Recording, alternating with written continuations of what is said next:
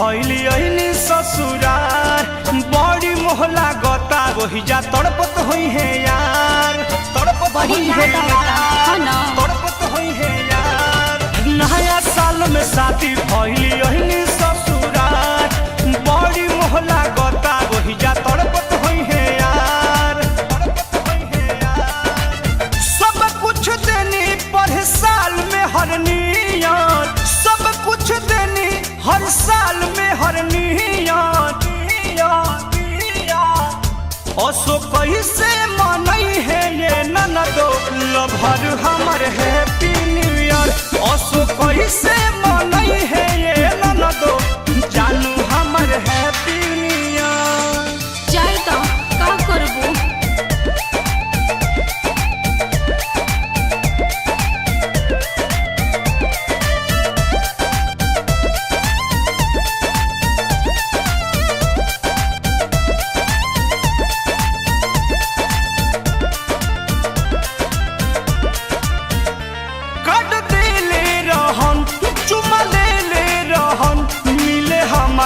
से आइली अकेले रहन आगे दादा आगे का भइलो आगे का भइल कट देले रहन चुमा लेले रहन मिले हमारा से आई अकेले रहन कब हो खेतवा में लागो रहे सरसों पियर पियर खेतवा में लागो रहे सरसों पियर पियर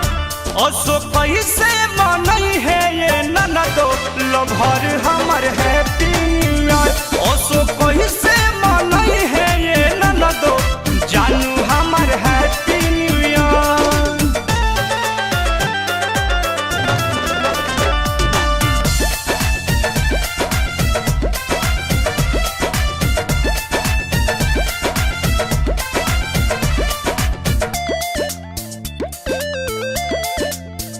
छूटल बचपन के साथ खाना होई है ना खात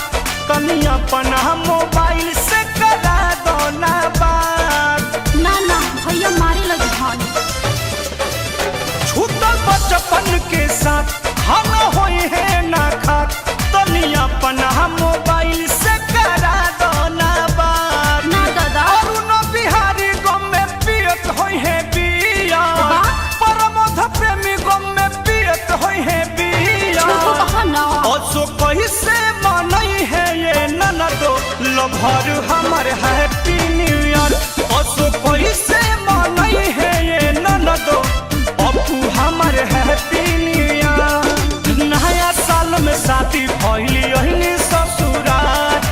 बड़ी मोहला गता वही जा तड़पत होई है यार तड़पत होई है यार सब कुछ देनी पर साल में हर नियत सब कुछ देनी हर साल में हर नियत असो कैसे मनई है ये ननदो लभर हमर हैप्पी न्यू ईयर असो कैसे मनई है ये ननदो जानू हमर हैप्पी न्यू ईयर इतना मन बात एजे बुला लो।